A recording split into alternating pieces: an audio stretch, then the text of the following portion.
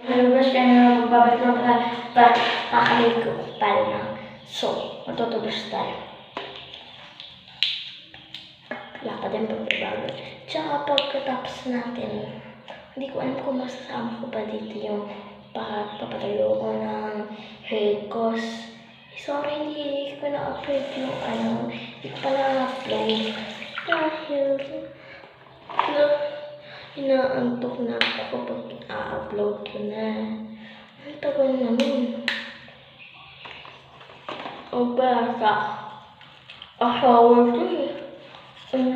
October 5. Ang bango. Dapat gabi mo ang bala. Tinatamad. Kung umaga.